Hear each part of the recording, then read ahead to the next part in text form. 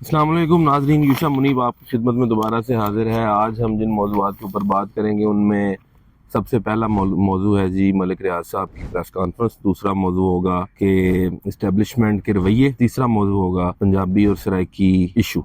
तो जनाब शुरू करते हैं। सबसे पहले हम मलिक रियाज साहब के बारे में बात करेंगे। सुना जा रहा है कि मलिक रियाज साहब ने एक प्रेस कॉन्फ्रेंस की तैयारी की हुई है या कोई इंटरव्यू दिया हुआ है। अब वो प्रेस कॉन्फ्रेंस या इंटरव्यू कब आएगा ये तो हम नहीं बता सकते आपको, लेकिन सोचने की बात नाजरीन ये है कि मलिक रियाज जैसे प्रॉपर्टी टाइकून ने जो इस मुल्क के फैसले, इस मुल्क की जो इंतज़ामिया है, इस मुल्क की जो इस्टेब्लिशमेंट है, वो जो भी फैसले करती है उनके फैसलों पे असरअंदाज होने वाले लोगों में वो शामिल हैं। तो उनको क्योंकि पकड़ने की तैयारी हो रही थी, क्योंकि पिछले दौर के अंदर इमरान खान साहब जिस तरह पीटीआई को लपेटने की कोशिश हो रही है, पीटीआई को पूरी तरह से सीधा किया जा रहा है, तो मलिक साहब को भी बीच में किसी ने मशवरा दिया होगा भी पकड़ते हैं। तो मलिक रियाज साहब ने उस पकड़े जाने से पहले ही एक ऐलान करने की कोशिश की कि मैं फिर बैरियर टाउन के ऑपरेशन बंद कर देता हूँ और हम चले जाते हैं भाई कहीं और। तो इस बात के ऊपर फिर पाकिस्तान की हुकूमत परेशान हो गई और पाकिस्तान की हुकूमत के साथ उनकी कहते हैं कि ये डील हुई है कि आप इमरान खान के खिलाफ वो कर दें प्रेस कॉन्फ्रेंस, तो जो आपके मामलात हैं वो हम देख लेंगे। तो उनका तो मसला नहीं होना। देखें, मलिक साहब को नहीं कुछ हो सकता। और ये आपको मैं बताऊं नाजरीन, हमारे जो हमारे यहाँ जो निज़ाम चल रहा है इसको हम कहते हैं कैपिटलिस्ट सिस्टम।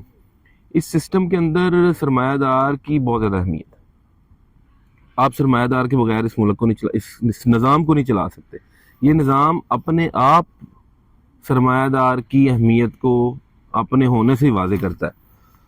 तो ये नहीं हो सकता। ज़्यादा से ज़्यादा आपको यूरोप का अच्छा लगता होगा, यूरोप में भी यही सिस्टम है, कैपिटलिस्ट सिस्टम। लेकिन ये है कि यूरोप में वो ज़रा टैक्स टुक्स लगा देते हैं सरमायादारों के ऊपर, और वो भी बहुत दर्शनी सा निज़ाम है। मैं आपको बताऊं, सच्ची बात ये है कि यूरोप का भी जो सिस्टम है ना, देखें मुल्क के फैसले को किसको करने चाहिए? मुल्क के फैसले करने चाहिए पार्लियामेंट। पार्लियामेंट मुंतखब लोग होते हैं पार्लियामेंट के अंदर। पार्लियामेंट के ऊपर सेनेटर्स मौजूद होते हैं, यानी सेनेट मौजूद है, या उसके कहते हैं लॉर्ड्स का ईवान, या सेनेटर्स का, या बाज़ जगहों पे वो इस तरह से हाउस ऑफ लॉर्ड्स, सेनेट और वगैरह वगैरह। तो सेनेट जितने भी पूरी दुनिया के अंदर जितने भी सेनेटर्स होते हैं ना नाजरीन, ये सारे कमोबेश अमीर लोग होते हैं।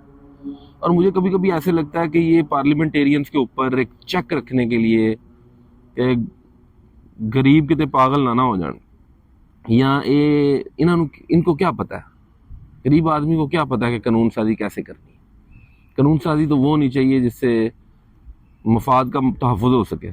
वो कि हमारे पार्लियामेंटेरियन भी अमीर लोग ही होते हैं, लेकिन ये पाकिस्तान में पार्लियामेंटेरियन अमीर होते हैं, बाकी बहुत से मुल्कों में पार्लियामेंटेरियन अमीर नहीं होते। लेकिन नाजरीन, सेनेटर हर जगह पे अमीर होता है। हाउस ऑफ लॉर्ड्स के मेंबर तकरीबन सारे अमीर होते हैं। ये वो लोग होते हैं जो पार्टियों को बड़ी बड़ी डोनेशंस करते हैं। ये वो लोग होते हैं जो, तो इन लोगों को पकड़ना मुश्किल नहीं, नामुमकिन है। इन लोगों की वजह से सिस्टम चल रहा है। तो अगर आप समझते हैं कि ये नहीं होना चाहिए तो फिर सोशलिज्म को फॉलो करना चाहिए, सोशलिज्म को लाने के लिए कोशिश करनी चाहिए।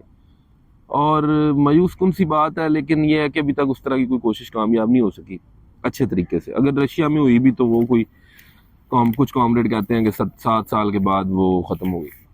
बहरहाल ये हमारा निज़ाम है जी, और लिहाजा मलिक साहब को कुछ नहीं हो सकता। मलिक साहब को पकड़ने वाले ये सोचना बंद कर दें। मलिक साहब को नहीं पकड़ा जा सकता। जनरल फैज़ को पकड़ा जा सकता है, मलिक साहब को नहीं पकड़ा जा सकता, क्योंकि मलिक साहब जनरल फैज़ से ग्रेटर पिक्चर के अंदर बड़े आदमी हैं।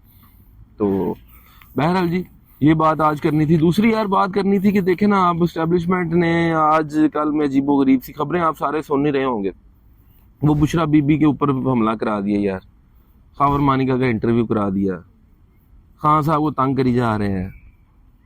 तो मैं ना एक मैसेज देना चाहता हूँ हमारी जो आला मुक्तदरा है कि यार देखें, आप नवाज शरीफ के साथ भी हमने यही किया था। वो चंगा पंडा था उसको, مطلب بچی کے ساتھ بچی کو اس کے سامنے گرفتار کیا، اس کی بیوی قید کے دوران ان کی وفات ہو گئی، تو ان کے پاس اب سنانے کے لیے کتنی سٹوری ہیں. دیکھا آتے ساتھ انہوں نے اترتے ساتھ تقریر میں کہا کہ میں نے میری بیوی اور میری جو والدہ وہ اس سیاست کی نظر ہوگی. تو یار یہ آپ یہ کرنا چھوڑ دیں. آپ اس سے کچھ بھی نہیں ہوگا. اس سے خان صاحب یا پھر شاید آپ کا ارادہ بھی یہی ہے کہ خان صاحب کو آپ نے لیڈر بنانا ہے، لیکن دیکھیں لیڈر بننے کی صورت میں یا نہ بننے کی صورت میں خان صاحب آپ کے ہاتھ سے نکل جائیں گے. وہ ایکچولی نکل چکے ہوئے ہیں. اگر لیڈر بن جائیں گے تو پھر بالکل نکل جائیں گے. ابھی تو فی الحال یہ ہے نا کہ وہ بات سننے کی پوزیشن میں ہے. اگر آپ ان کو آواز دے دیں تو شاید وہ سن ہی لیں. ابھی آپ کو وہ پسند نہیں آ رہے، لیکن جو آپ ان کے ساتھ سلوک کر رہے ہیں نا، اس سے وہ دوبارہ آپ کے لیے اور خطرہ بن کے باہر آئیں گے. تو اتنا نہ پنڈا کریں کہ اگلا بندہ پھر 2 سال کے بعد جب باہر آئے نا تو آ کے وہ پھر یہ کہے کہ دیکھو جی میرے ساتھ یہ ہو گیا. پھر آپ خود ان چیزوں کو انڈو کریں، جس طرح آل عزیزیہ والے ریفرنس میں آپ کر رہے ہیں، جس طرح ایون فیلڈ والے ریفرنس کے اندر آپ کر رہے ہیں. نیب کی ٹیم پیش ہو. اب نیب کس کو سب کو پتا ہے نا اس بات کا کہ نیب کیا ہے، نیب کون ہے. نیب پائے نا آپ کا ہی بچہ ہے تو اس بچے کو آپ سمجھائیں. پہلے وہ بچے نے جا کے عمران نواز شریف کے اوپر پرچے کرائے، سارے ریفرنس ڈالے. اب آپ نواز شریف کو لے کے آئے ہیں تو اب آپ جناب وہی بچہ جو ہے نا وہ آ کے عدالتوں میں کہہ رہا ہے جی صاحب، جج پوچھ رہے ہیں کہ کیتا ہے تو وہ آگے سے کہتے ہیں جی غلطی ہوگی معافی دے دو. تو بستی ہو رہی ہے نا اس سے. تو یہ بستیاں بار بار ہوتی رہیں گی اور یہ چکر خراب ہی ہوتا رہے گا. میرا خیال ہے کہ سارے دوستوں کو، ہم سب کو جس بات کے اوپر سب سے زیادہ فکر مند ہونا چاہیے وہ یہ ہے کہ کیا 2023 کے الیکشن، 24 کے الیکشن، 8 فروری 2024 کے جو الیکشن ہے کیا وہ شفاف ہو سکیں گے. یہ بہت بنیادی، بہت اہم بات ہے. اگر 2024 کے الیکشن شفاف نہ ہوئے تو پھر میرا خیال ہے کہ ہمیں پریشان ہونا ہمارا بنتا ہے. اصل میں بات بنیادی یہاں پہ آگے کھڑی ہوئی ہے. ایک تو 8 فروری کو الیکشن ہونے چاہیے اور دوسرا وہ بالکل شفاف الیکشن ہونے چاہیے. اگر نہیں ہوتے تو پھر وہی چکر ہے جو ہر دفعہ سے چل رہا ہے. اس میں کوئی نئی بات نہیں ہے، اس میں کوئی بات کرنے والی بھی نہیں ہے. بس جیسے چل رہا ہے ویسے چلتا رہے گا. اچھا جی، ایک اور جو بات ہم نے آج کرنی ہے وہ ہے پنجابی اور سرائکی کا مسئلہ. اس میں جو ہمارے دونوں طرف کے قوم پرست دوست ہیں نا، ان کے کچھ اپنے اپنے خیالات ہیں. اچھا جی، وہ اب خیالات یہ ہیں کہ جو سرائکی قوم پرست دوست ہیں وہ کہتے ہیں کہ سرائکی جو پٹی ہے وہ سکھر سے یا زیادہ سے زیادہ چلے صادق آباد سے شروع ہوتی ہے اور یہ اوپر خوشاب تک آتی ہے، اور وہ چنیوڑ کو، سرگودے کو، میاں والی کو، یہ پورا جو ایریا ہے اس کو شامل کرتے ہیں. اور وہ خوشاب اور میرا خیال ہے اس سے بھی آگے تک جاتے ہیں. بہرحال خوشاب تک تو ہمارے بہت سے دوست ہیں جو سمجھتے ہیں کہ سرائکی وسیب کا حصہ شامل ہے اس میں. دوسری طرف جناب ہمارے جو پنجاب کے دوست ہیں، جو پنجابی قوم پرست دوست ہیں، ان کا یہ خیال ہے کہ پنجاب جو ہے وہ رحیم یار خان تک ہے.